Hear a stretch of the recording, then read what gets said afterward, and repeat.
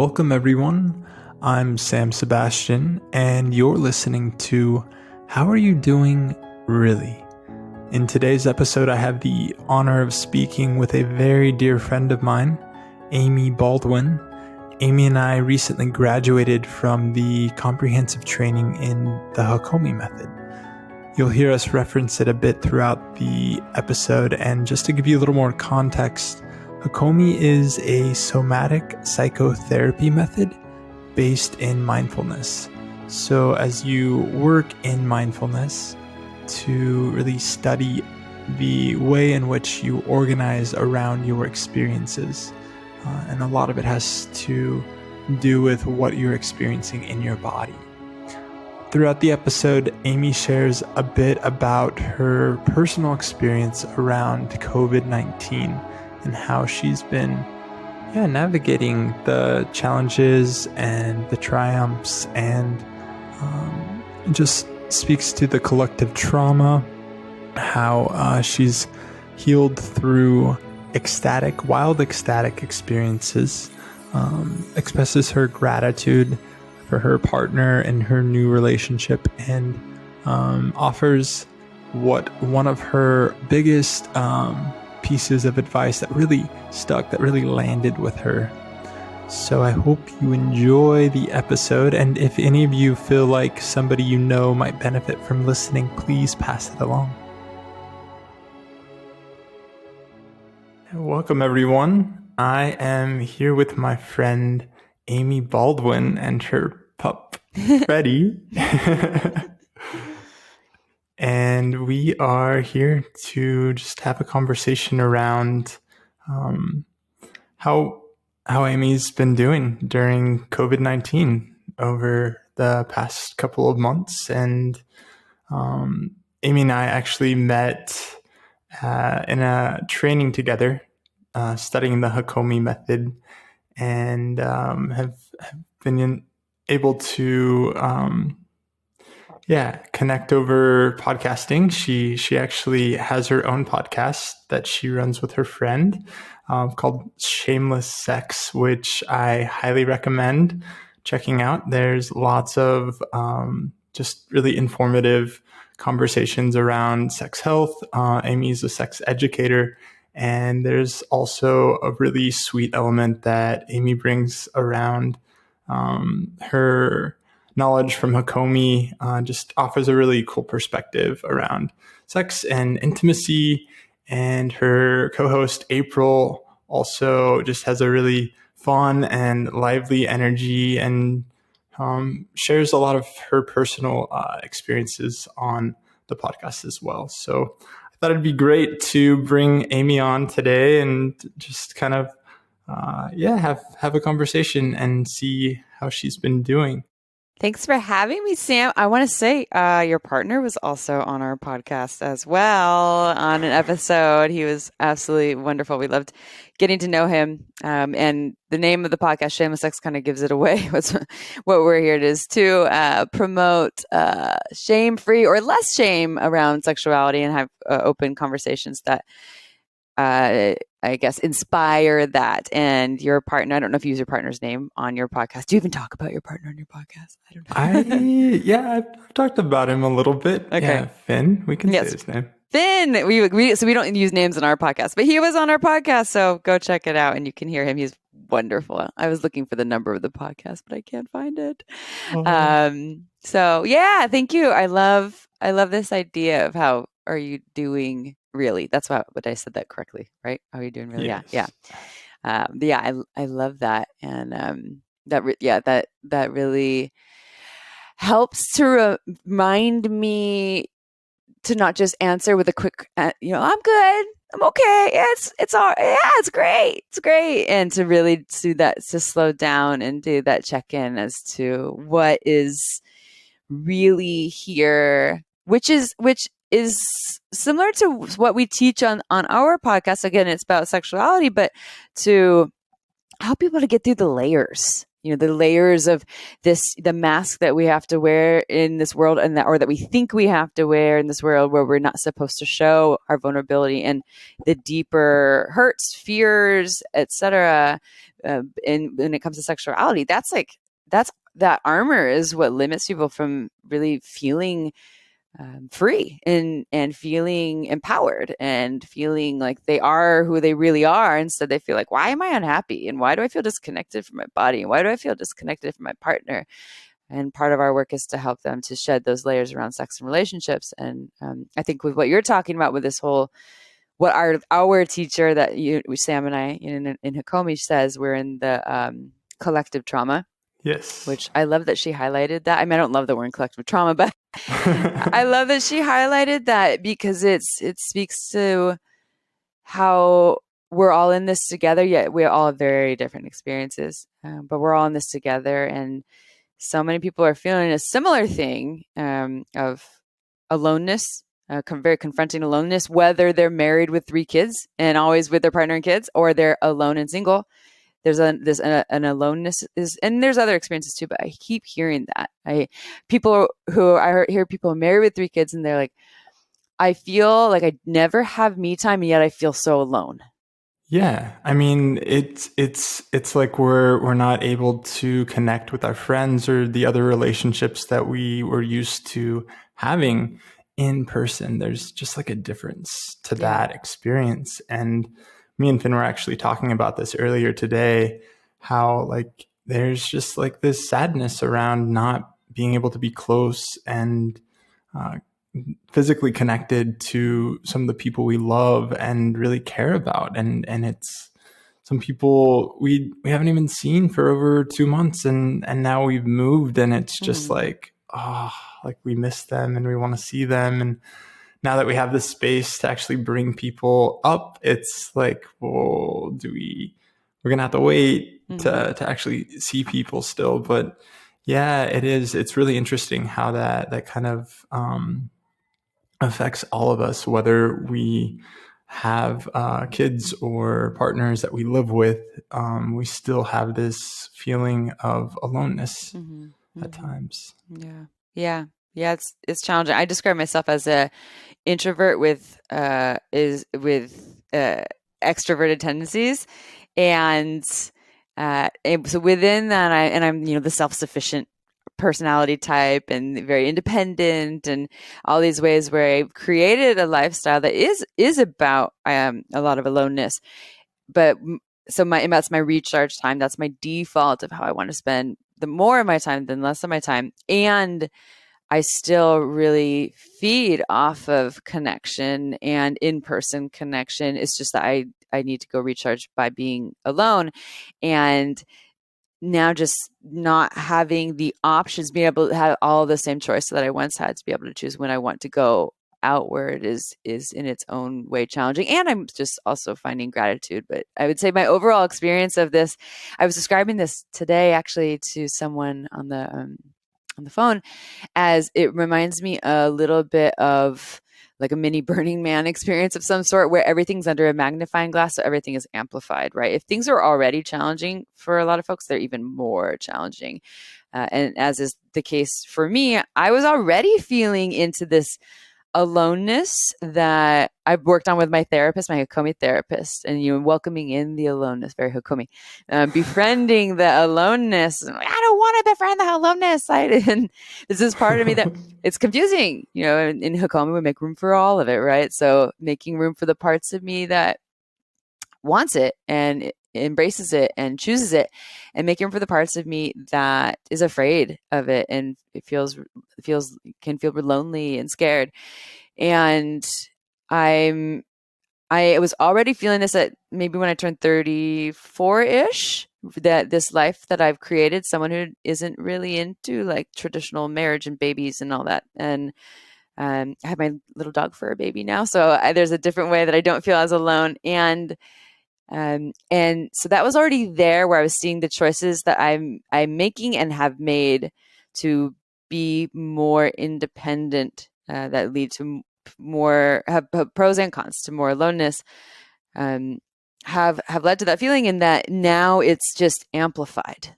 A year ago, I was like, wow, here it is. I'm feeling it. And I've chosen this, and there's some blessings in it. And there's some really hard things that I think I will forever be working with, based on how I live. And again, there's people who get married and have babies that feel it too. So it's not just folks that aren't choosing that route, but it's just intensified where I'm really confronted with it. I'm looking at it head on. I'm seeing all the ways that I try to dodge it. They are happening, by the way. I'm not always looking at it, sitting in it, loving it. I am still doing my little ways that I try to escape or fill the void. And the old ways that I used to be able to do that aren't as accessible, which I think is a blessing and challenging as well. Yeah, I'm curious. Just you spoke to this. Everything's kind of been put under a magnifying glass because of what we're going through, and how is the slowing down kind of like affected your process? Have you been able to really be with it a little bit more? I've had to. I don't think I've had a choice. Lately I've been able to tap into deeper layers of sadness and grief related to old abandonment and heartache that I kind of knew was still in there, but either couldn't access or didn't know how to fully access. And it's related to old abandonment and aloneness from childhood. I was an only child raised in a big 7-bedroom Victorian house. Oh, poor me. But it was terrifying. I was terrified. And I don't know why. I think there's some like ancestral trauma. My mom had a lot of sexual abuse when she was young, not in that house that I grew up in a different house, but she was always afraid of night because at night was when the bad things happened. And so I was raised, I didn't know about that stuff when I was young, but she was afraid, and I could tell that she was afraid too at the house. My dad was gone a lot. He was a duck hunter and kind of Peter Pan syndrome, never really chose the family over hanging out with the boys. And so she was alone with me a lot. And I think I could just pick up on her fear. And then I was afraid too. And my fear was at night too, but I didn't really know why, of like monsters and kidnappers, and rapists and all these things that I didn't really know what was there, because none of that stuff ever happened to me. I just knew I was afraid. And I felt so alone every night. I always wanted a little brother, or a little sister, or friends to spend the night. And I hated being alone. I couldn't wait till I grew up and could choose to have people spend the night and me to not be alone. And I found different coping mechanisms when I was younger. And then as I got older, some of them stuck. I think when I was a teenager, one of the coping mechanisms I chose was smoking a lot of marijuana. That helped me to go to sleep and not have to sit in the anxiety of it's hard to go to sleep and it's scary to go to sleep alone. And then as I got older, I had other various coping mechanisms that would come up, or I would fill the void by having a partner there, someone else to be next to me, and that would be great for that relationship. But when that relationship would end, I was alone again, and at night, and would have a hard time sleeping, and would develop coping mechanisms to help me try to sleep. At one point, I developed an Ambien addiction, or just various things where I was not accessing the deeper core wound, and I just found these ways to escape it and to get through. Get through it. You adapted to what you were given, and I think like now you're able to kind of see what happened kind of all along and kind of where it stemmed from. And you're able to kind of give words and languages to those experiences. But I think oftentimes people don't always have that information and don't necessarily, or even the awareness that's been what's happening throughout time. And as you go through that process and get to where you're at now, how do you feel? Do you feel like you've been able to kind of unravel some of that and recognize patterns and kind of recreate what works really well for you? Yeah. Yeah. Through the work, and then, like I said, now in the last couple of months with the slowness, I've, I've had to look at it and feel, because bringing that aloneness back into it, I do have a partner now, and we spend time together. And when we're together, I don't feel that. But there's times when we're not together. He has kids, and sometimes with his kids, we're not together. And so there it is. Like, oh, there it is. And it's so interesting. It's so quickly to go in and out. If he's here on Monday, then and I don't feel it. When he's not here on Tuesday, there it is. And it's not in the day, only comes up at night. And so in the slowness, I've had to actually just let myself feel it, and had a couple breakdowns, had a couple deep releases, and it felt just so old. And so through this, there's the deeper understanding of where it comes from, which I think is always, first step of getting more curious about that. And the second one is the feelings that come with it, and allowing myself to feel. And one thing I had a little mini breakdown last week. Why did I say mini? It wasn't, I don't know why I did that and downplayed it. Last week I could feel it coming on by 5 or 6 o'clock. It was coming on, and I started to do my things, and I noticed I started to do the things to try to fill the space and not feel it. And I just committed to it. And what I did is I took all of my clothes off. I jumped in the shower, took a shower, got in my bed naked. It was still light outside. It was only 7 o'clock. Sat in the bed with my dog and just just let myself feel it. And it was hard. And there were light tears, but I knew there's so much more that needed to come out, but I was having a hard time coming out. And I kept feeling, I need to do something. Nope.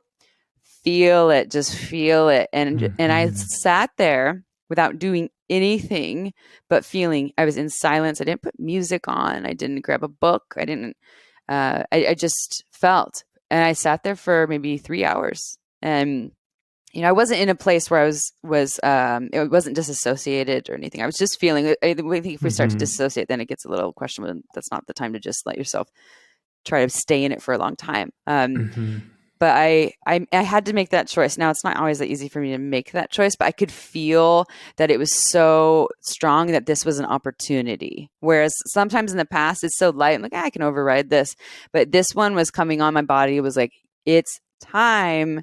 And I actually chose it, and a lot came out. It felt like it really needed to.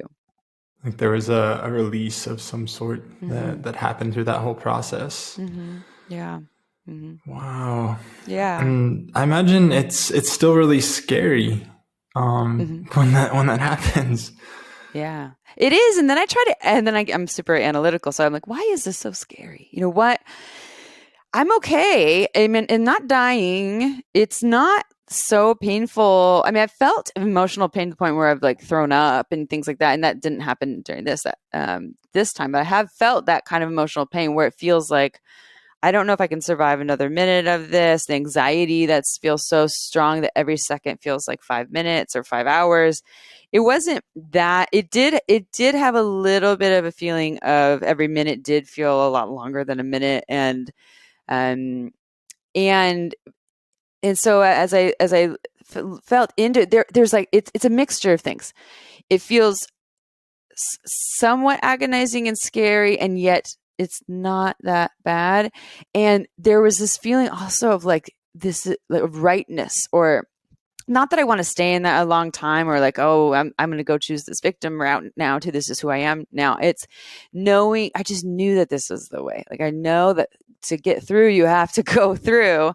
It's not an easy journey. And I've been taught I've taught myself to try to avoid that so much. And I just had this feeling in there that I was doing something good for myself. Like letting myself feel it, as painful as it was almost nourishing, which is confusing to choose at that time and to tap into. But it just, as the tears came out and I invited them in and allowed myself to, and every 5 minutes kept thinking I need to do something, and didn't chose that and chose to feel that I was choosing me in a deeper way. And that was powerful.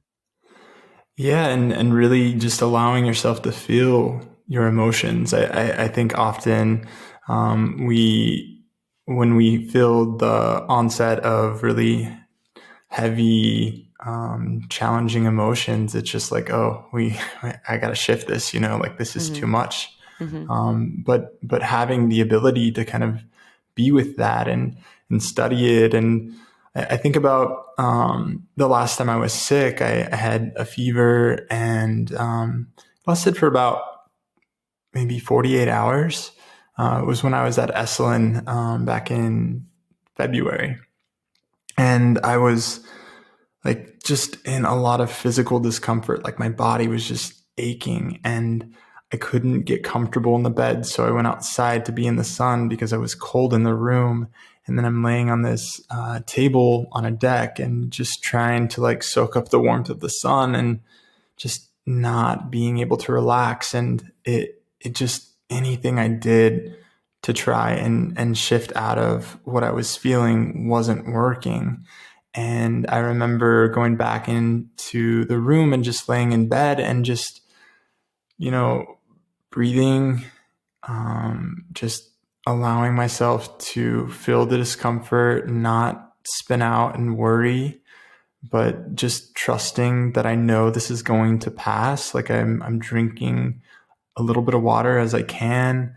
I took Tylenol, which I usually don't take any kind of over-the-counter medication, but that actually, it helped with the fever that I had gotten to just kind of subside, but just kind of going through that process. And it was almost kind of like a trip that I went on, like I'm just like observing myself kind of like from a zoomed out perspective and just being with what I was feeling. And going through that just has given me the trust that I can go through challenging experiences. Like I've done it multiple times. And I think initially it's kind of scary. And then once I'm able to kind of find my, kind of groove or pacing in a way that just gets me into more of a comfortable state, then I'm able to get through that. But yeah, I'm curious, like what would you say is something that you wish you would have been told as a child, or you wish you would have known as a child? Maybe in relation to what you're speaking to. I think in my childhood, my mom, by the way, is one of the most amazing humans ever, especially what she's been through in her own childhood, and raised me with so much love and self-worth, and God, such a blessing. And my dad was definitely much more disconnected. If you meet the two of them today, like you two were married, it's such a trip. But my mom's wounding, of course, it affected her. She was because of the sexual abuse. She was choosing anyone that gave her affection. She would choose as a partner, pretty much, because that she thought that affection meant love. Anyways, I was raised with a lot of love, and it's not that my dad wasn't loving, and he was there and somewhat present. My mom she really wanted me to learn how to self-soothe. She really, while she showed up for me in pretty much every way, the one parenting complaint I will have, and that she knows, and that every time we talk about it, she cries because she's like, I'm so sorry, is that when I was afraid at night, I wasn't taught that was normal, okay, and that I could ask for help. And instead, I was taught that I should be able to manage it on my own. And I'm like 5, I don't know how to manage it on my own. So when I was afraid at night, I didn't feel like I could go and ask for help. I could go in their room and say I was scared, but they usually try to tell me like to go put myself back to sleep. You're going to be okay. And well, that doesn't work for a 5-year-old. And so then I felt shame about I'm not supposed to feel this. And so there's something wrong with feeling this, and I can't ask for help. And when I'm afraid, I just need to figure out how to do it on my own, and it wouldn't go away. So for years, I was terrified.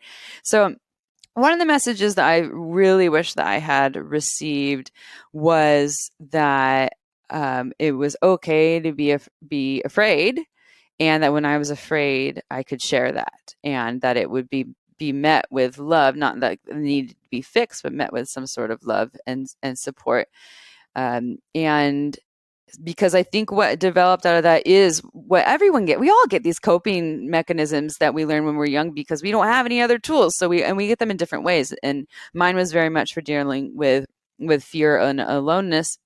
And so I developed those coping mechanisms that are still here, and they pop up. And I forever, to a certain degree, will always be looking at them and trying to make different choices instead of choosing them. So yeah, I just wish that there was more around that. Like, my ultimate dream would have been to be afraid to go into my parents and be like, "Mom and Dad, I'm afraid," and for them to come over with me into my bedroom and sit with me until I fell asleep, or to allow me to make a little bed on the floor because then I wouldn't have to be alone, or things like that. But it just wasn't really available. And when I think about that, and I've done a lot of work in Hakomi and visualization work for that little girl who was just so scared. I even have a memory of my mom had a really bad migraine, and when she used to get migraines, very much related to the relationship. Actually, once that relationship ended, she didn't get these migraines anymore, and so she had this migraine where she could barely walk, and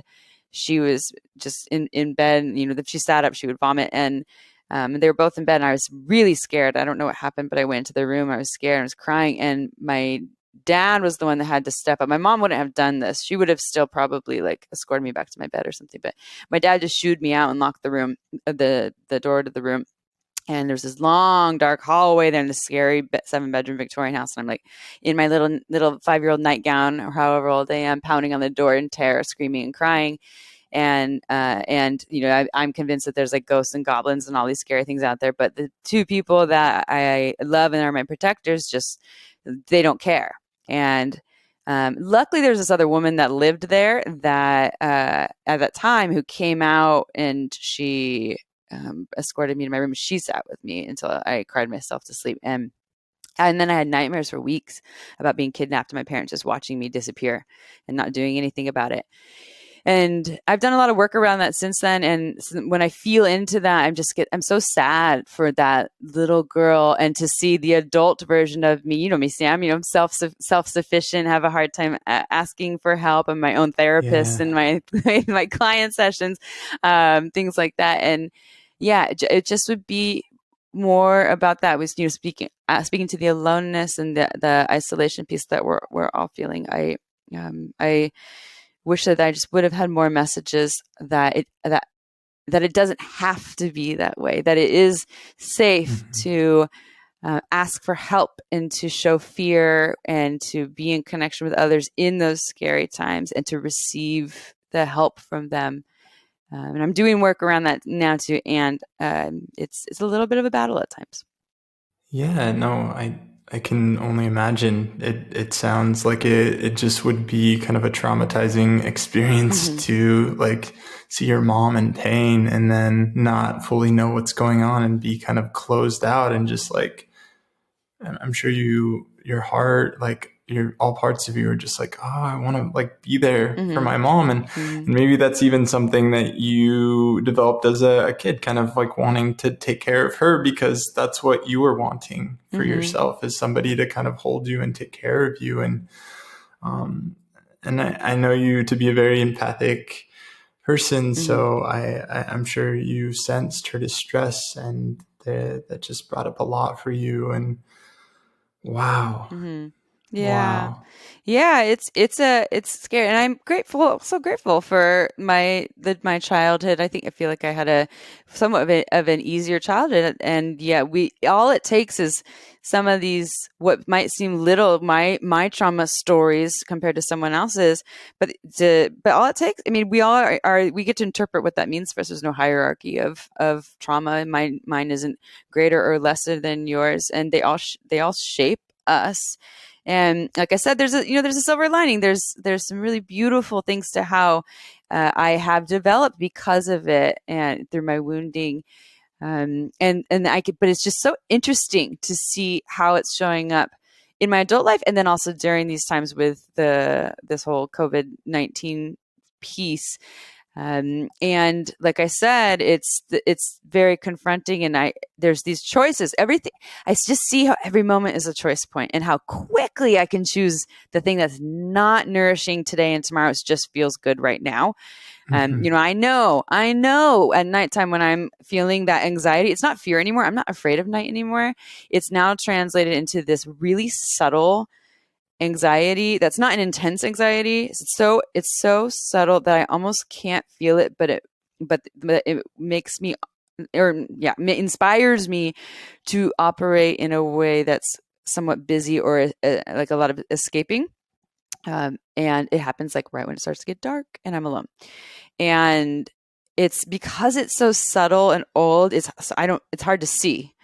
And then I'll just start doing the things, instead I'm like watching Netflix, instead of like, I know that when I do that, I'm not slowing down. My brain is actually now being more activated. I'm not going to sleep at 10 o'clock. I'm now going to sleep at 1 o'clock, instead of like reading the book or journaling or breathing or meditating or taking a bath. And I know the tools, Sam. I know what I should be doing. And what about reaching out to friends and your people that you feel really safe and can ask for that support? Because I think that's part of what's in the wounding, is like not being able to ask for support when you're going through challenging times like that.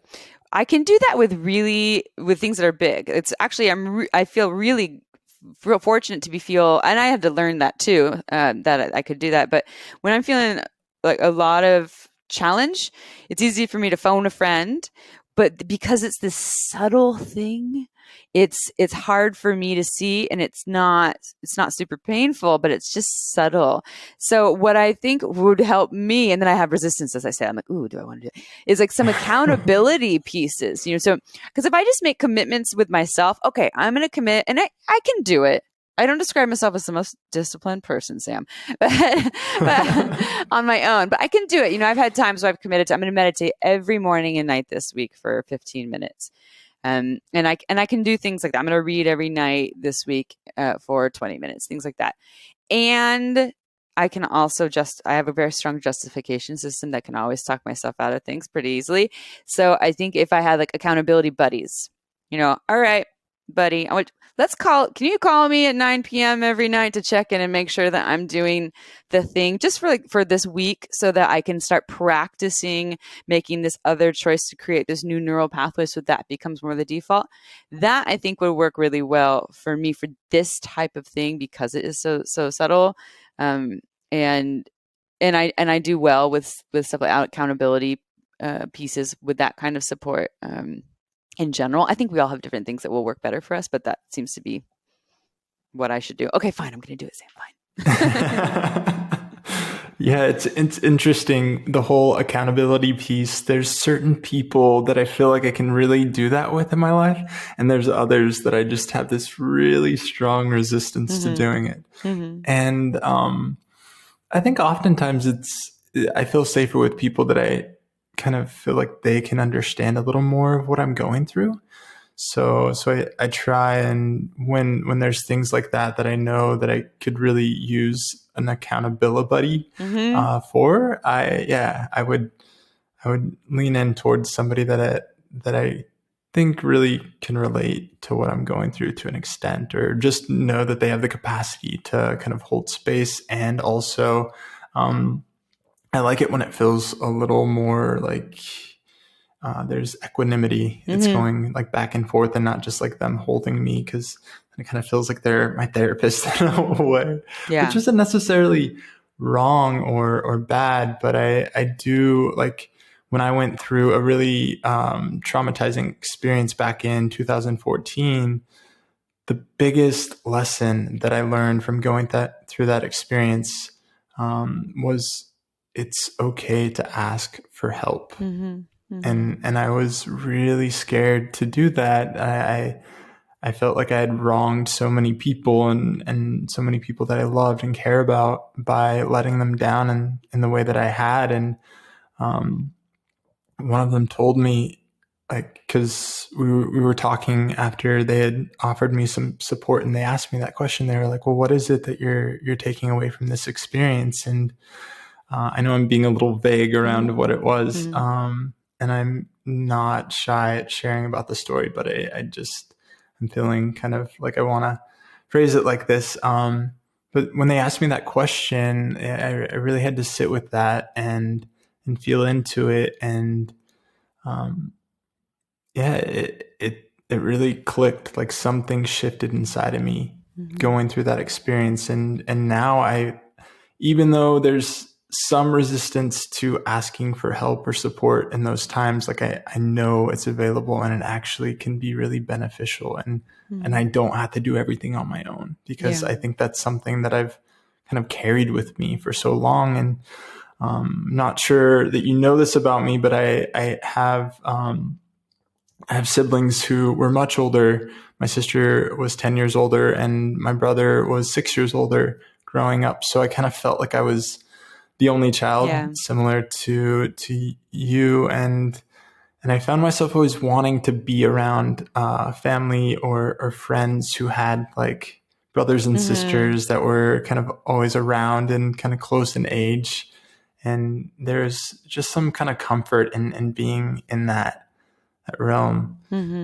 Did you find yourself kind of drawn towards wanting to hang out with friends who had like bigger families or more of like a lively household?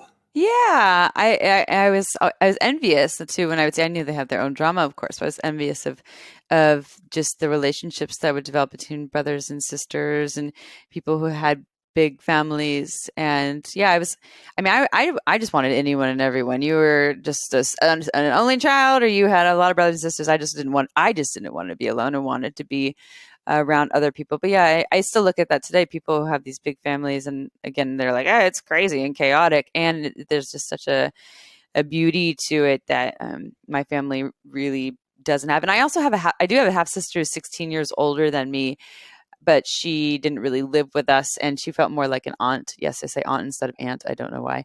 And we're actually a lot closer now as adults than when we were when I was a kid, because 16 years is just so big. And yeah, what you're speaking to, I remember learning in my last relationship with my ex-partner, whom you know, that in the first year of that relationship, within like 8 months, we hit our first rocky patch. We had about 5 different ones, kind of similar undertones, but different stories. And our first rocky patch, in that first rocky patch, I had that old stuff of, I can't ask for help. I need to hold this on my own. I can't show weakness. I can't tell friends about this because they might hate my partner. They might think that I'm weak. There was some pride in there and fear. And it made it so much harder. And by the way, they all know, they're all looking at me and they're like, something's off. And I'm trying to hold it, and then I'm just extra shaky and rocky. And through having people push me to allow them to support me, and then I started to exercise that. Then the next 4 rounds of similar pain, I learned to call the troops. The minute it started to happen, calling the troops, and I was like, I need help. And I'm so well supported. Like, all I have to do is send out a mass text message to like 10 people. I need help. I'm having a really hard time. And they'll take shifts. They're like, all right, I'm going to be with Amy for these 3 hours, and you get the other 3 hours, and I'm spending the night in her bed. And depending on how much, where I was at, like how painful it was. And I realized and I know not everyone is that supported. I know a lot of people feel like they don't have folks that they can reach out to. Hence why, thank goodness for therapy and things like that. But I learned that I'm so grateful for that lesson. It is a lifesaver. For those bigger things, has got me through so much. I mean, I even had one girlfriend. I was going through a pain where I told you about that emotional pain where I threw up. Like, I was trying to meditate through. I'm like, I'm in so much pain trying to meditate. And then I'm like, I think I'm going to throw up, and threw up. I was like, wow, I can't sit in presence with this when it's that painful. And what I decided was in it is a little wild. I need supportive friends, and I need an ecstatic experience, because I need something to shock my system right now, because I'm just so in it. And I had friends that were skydivers. I never jumped out of a plane. And called my skydiver friend and I was like, can I jump out of a plane with you today? And he's like, oh, I had always been afraid. I always said I would never do it. He's like, are you sure? I was like, yeah. This is safe, right? He's like, yeah, it's pretty safe. Some people die sometimes. And then I called one of my girlfriends, like, I'm jumping out of a plane today. I'm going through it. Do you want to come? And she's like, I'll do whatever you need. I'm terrified, but I'll go. And so she came with me. And so I had there's that support of the friend, that's the exercising, asking for help, people saying, yes, I care, to even do a crazy thing like go jump out of a plane with you. And went and did a tandem jump. I was strapped to this guy who also was kind of cute. And so that too. Jumped out of the plane, felt nothing. He's like, do you want to do like a flip when we jump out of the plane? I was like, I don't even care. I'm in so much pain right now. I'm like, I just want to feel something different from this. And that wasn't like suicidal or anything. I just felt so in pain. I was so painful. It was so hurt. And we jumped out, we flipped, we're falling. I'm like, and I just feel nothing. I'm just numb. But and it was in my mind, I'm just like, oh, this is interesting. It's like 15,000 feet. What if the chute doesn't open? Or, well, whatever, we're going. Chute opens. It opened. We land. I feel a little something. We land, like a little something, but not what I should. He's like, wow, we did it. And I'm like, yeah, it's cool.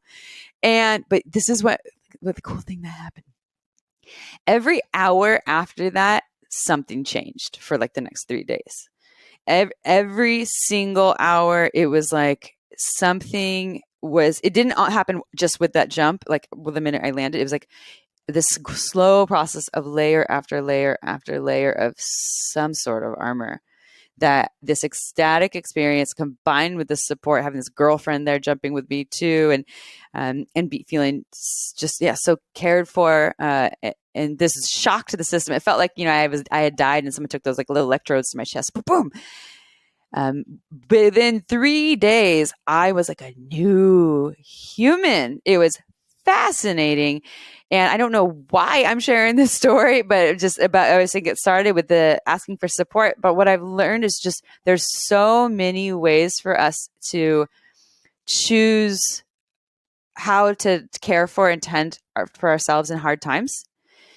And they're all so different. It's not just meditation. It's not just breathing. It's not just all the holistic things that we hear and going to therapy. It can also be wild, ecstatic things that show us we're alive, that are like, wow, you are so alive right now. Like just feel it, feel all of it. And it can be from a really scary, confronting experience too. Of course, we want to do it in safe ways. But yeah, so I really loved that lesson too, the power of having aliveness that can come from kind of jolting experiences. Totally. I think some ways of kind of experiencing similar ways of just shifting our perspective could be like dancing. I know that ecstatic dance I've been, and it's just really like, if I'm carrying something with me that's just really hard to shake off, like I can actually get to a point in the dance where I'm able to just like let it go and just be in a different, more in my body is typically what needs to happen, because I'm so much in my mind, like worrying and ruminating on these things, and it's just like get into your body, and then breath work. Oh yeah. That's just like kind of blown my mind where that's been able to take me. And yeah, I mean, you're right. There's so many different ways in which we can actually work with what we're going through. It doesn't have to look a certain way. It's going to look different for everybody. These are all kind of tools that we can pick up or set down, and sometimes they're really going to work and other ways they're not, and that's just part of being a human and going through the human experience. And I wanted to also kind of touch in about how has it been being in a relationship and in a new relationship and going through this together for you? I am so grateful. I have been able to tap into the gratitude of all of this so many times, so often, which is great for me to feel. In late September, I started seeing someone. It was never meant to be this relationship that it's become. He was recently separated from a 20-year relationship / marriage. And I had only been broken up with my ex-partner for 5 months, but we had broken up like 3.5 times. So it really didn't feel that way. It felt like we had been transitioning out for a long, long, long time. And so the plan with this person was that we both wanted to be single for a long time. And well, when you're not looking, guess what, everyone? That's when it finds you. And I was super grateful for it. He is everything that I've through all the lessons I've had in past relationships and everything I was calling in after my last breakup and heartbreak. It was the type of partner and person he is it, and he's such a blessing. So, and it's such a blessing, honestly, to be in a new relationship during this time where we do not live together, where we have our own space and independence. So we're not, sheltering in place and want to pull our hair out because we live in a tiny 1-bedroom together. We're not experiencing that. We have our separate residences. We have our careers, and he has kids, and so that's gives spaciousness too for when he goes and shows up for his kids, and then so I got this new wonderful partner, and then I got this new little dog fur baby in late February. So only 2 or 3 weeks before shelter in place happened, where you couldn't adopt dogs as easily then, and now I think there's a waiting list of like 500 people for small dogs in my area. So I just had these two blessings: this new little boy and this new man in my life during the perfect time. And I'm so grateful. And my partner's so supportive. He can hold all of me. I can show up in all of me, in angry Amy or messy Amy or super sad Amy or Amy who's hurt about something that has to do with him. And he holds me and loves me. And I've never been in a relationship where I felt, as much as possible unconditional love. I don't think that our romantic partners can really unconditionally love each other fully, and I just feel that as much as is possible from someone. He is that now. So I'm so grateful for that, and I am feeling the challenges in our relationship of for the first 6 months it was totally fine, this separateness with his other life with his kids, and I am starting the last month or so like feeling the separateness in a heavier way, and I'm not sure if it's related to, it's probably all things. It's probably related to the virus and that aloneness I'm speaking to that is stronger than it's ever been. It's probably also because we've been together for a long time now. I mean, not a long time, was it 7 months? And it's more of this like, how long are we going to do this? And I don't feel like he's ashamed of me or anything. I think he's just terrified. I know he is. He's just terrified to tell his children, his kids, who have only seen him with their mom their entire lives, and they've only been separated last summer, to tell them, hey, I have a new partner. And and his wife doesn't have a partner right now. So he would be potentially like the wrong one or the bad one, or I could only imagine how they feel about me. And at any rate, I totally understand and have compassion, and it's hard. It's hard to feel, to understand why it needs to go slow and at their own pace, and to still feel the separateness that comes. So I'm both very, very, very, very grateful to have a partner in a newer partnership during this time. And the uniqueness of that dynamic, and what's changed with shelter in place too. Kids are homeschooled now. So when he's with them, he's always with them, versus them being at school when we could potentially see each other during those times, even when it was his days to have kids. So it's changed his availability to a certain degree that I feel, and that can just be hard. So all I can do is voice it, right? It's like, not like, you always do this, or you need to do this, or, instead I can just voice hey, this is feeling really challenging for me. This is what I feel. I feel, sadness. I feel aloneness. I know a lot of it's really old, and some of it is related to X, Y, and Z. And this is just what comes up for me. And we're just committed to sharing along the way, every step of the way. And that's all we can do.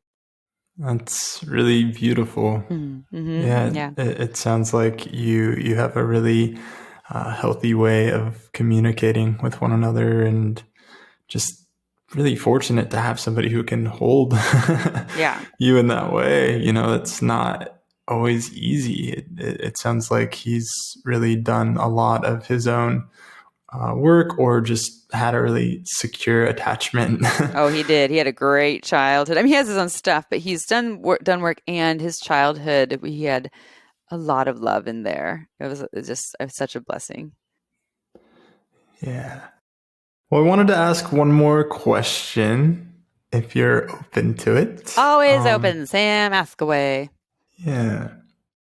So, kind of following the theme that we've been talking about, what's the best piece of advice you've ever received?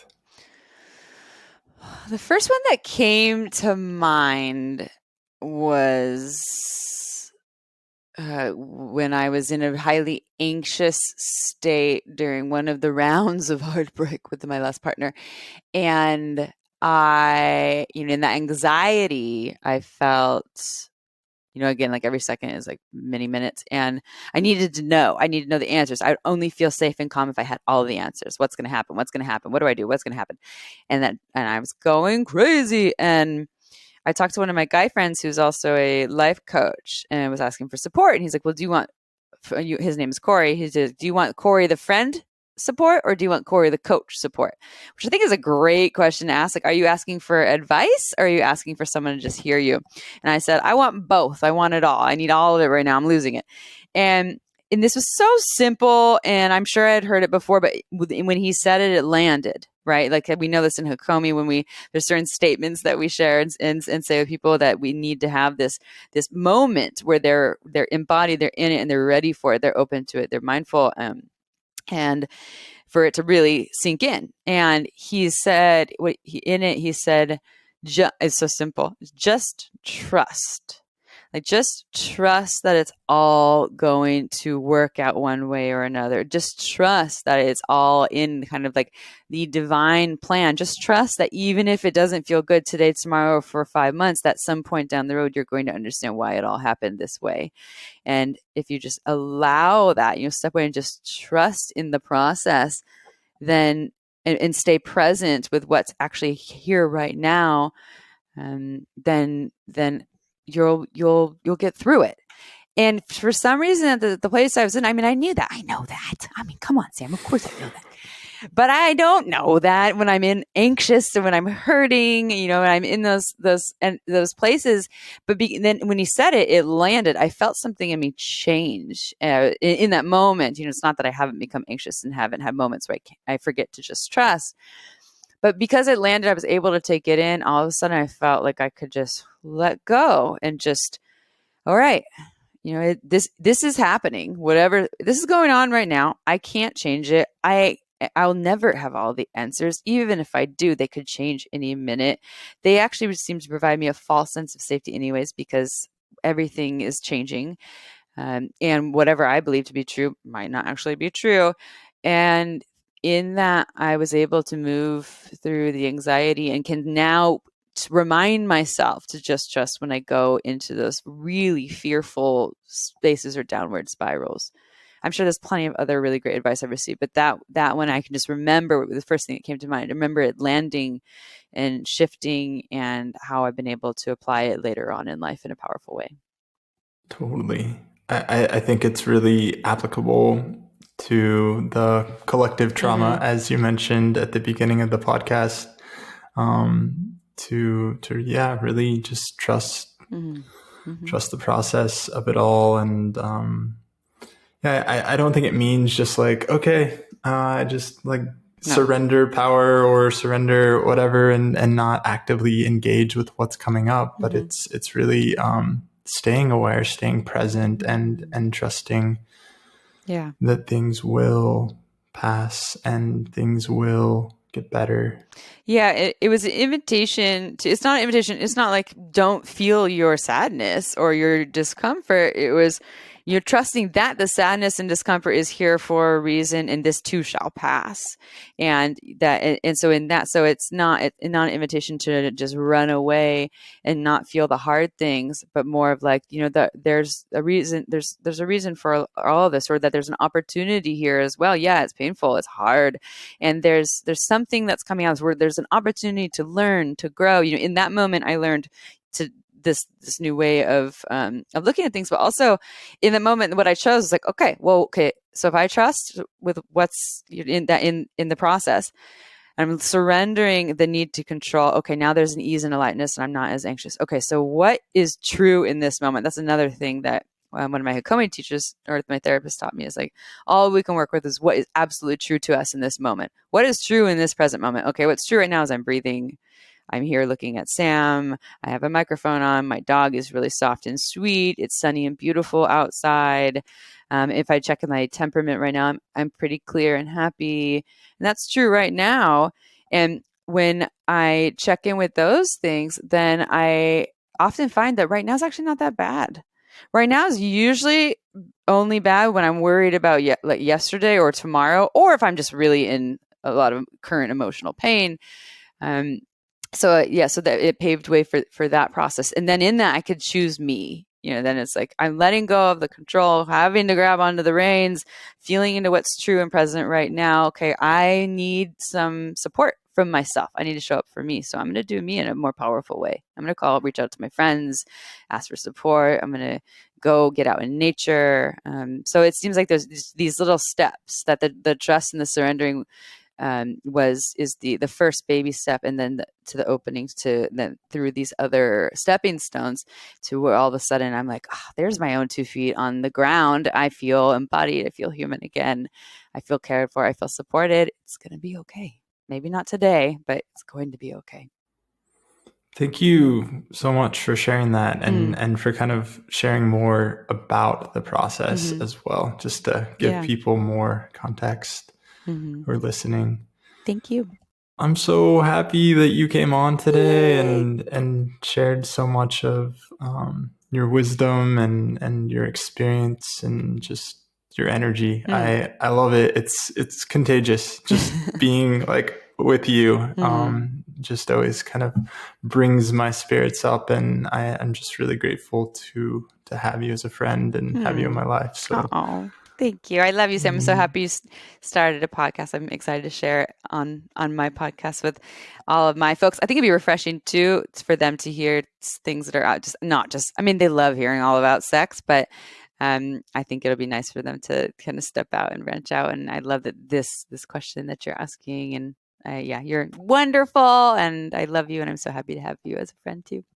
Oh, I love you too. And I want to be able to send people who listen to this to your podcast. So where can they find you, and what did they search for? It's on all of the podcast apps as far as I know. It's called Shameless Sex. Pretty hard to miss us. The logo's icon's little banner of my co-host and I. I'd say we're topless in underwear, but we have a little banner over our breasts that says Shameless Sex on it.